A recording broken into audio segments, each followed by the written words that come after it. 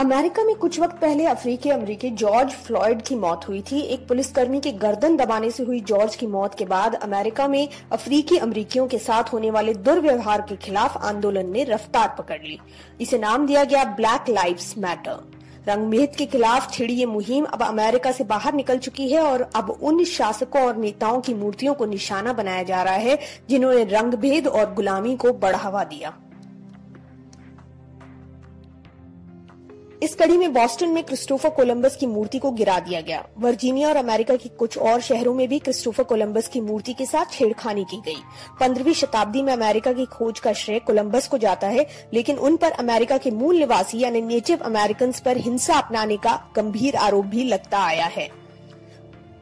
Columbus एक Italian खोजी थे जो एशिया और खासकर भारत और चीन तक पहुंचने का समुद्री रास्ता ढूंढने निकले थे, लेकिन गलती से अमेरिका की खोज कर बैठे। इसके बाद से 500 सालों से अभी तक अमेरिका के हीरो बने हुए हैं क्रिस्टोफर कोलंबस। लेकिन रंगभेद का मुद्दा जब भी उठता है, कोलंबस के हिंसक अतीत की बात जरूर होती है। इस बार तो कोलंबस की मूर्तियां तक ढहा दी गयी। इसमें कोई शक नहीं कि कोलंबस ने यूरोप को न्यू वर्ल्ड से मिलवाया। न्यू वर्ल्ड यानी नॉर्थ साउथ सेंट्रल अमेरिका, जिसके बारे में काफी साल पहले तक बाकी की दुनिया खासकर यूरोप को पता ही नहीं था। इस खोज ने यूरोप के लिए मानो खजाना खोल दिया। अमेरिका के अलग अलग इलाकों पर यूरोप का कब्जा होने लगा, लेकिन इस वजह से अमेरिका के मूल निवासियों के लिए मुश्किलों का पहाड़ खड़ा हो गया। कोलंबस के लिखे जर्नल में पाया गया कि अपनी खोज के पहले दिन उन्होंने 6 मूल निवासियों को बंधक बनाया जो उनके हिसाब से अच्छे गुलाम बन सकते थे। कोलंबस की नीतियां मूल निवासियों से जबरन मजदूरी करवाने में यकीन रखती थी ताकि खुद कोलंबस मुनाफा कमा सके। कोलंबस अमेरिका के मूल निवासियों को इंडियंस कहते थे और यहाँ के हिस्पेनियोला द्वीप पर रहने वाले हजारों ताइनो इंडियंस को उन्होंने स्पेन को बेच दिया था। आलम यह था कि इस द्वीप पर जहाँ 2.5 लाख ताइनो थे, कोलंबस के आने के 60 साल बाद कुछ 150 ताइनो ही बचे रह गए। बाकी या तो बेच दिए गए या रास्ते में मारे गए।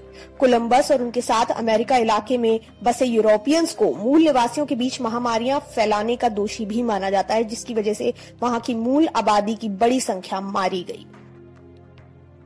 स्पेन के इतिहासविदों ने बाद में पाया कि जब 1498 में हिस्पेनियोला द्वीप पर विरोध का बिगुल बजने लगा, तब कोलंबस ने एक साथ कई मूल निवासियों को मरवाया और उनके धड़ की परेड निकलवाई गई ताकि आगे कभी कोई विरोध करने की हिम्मत न दिखाए। जॉर्ज फ्लॉयड की मौत के बाद कोलंबस को एक बार फिर याद किया जा रहा है, लेकिन अमेरिका की खोज के लिए नहीं, अमेरिका के मूल निवासियों का ऐसा खात्मा करने के लिए कि उनकी खोज कर पाना अब नामुमकिन हो गया है। अक्टूबर में अमेरिका कोलंबस डे मनाता है, लेकिन कई राज्यों और शहरों ने इस दिन को मनाने से इनकार कर दिया है और इसके बजाय इस दिन को मूल निवासियों के लिए समर्पित किया जा रहा है।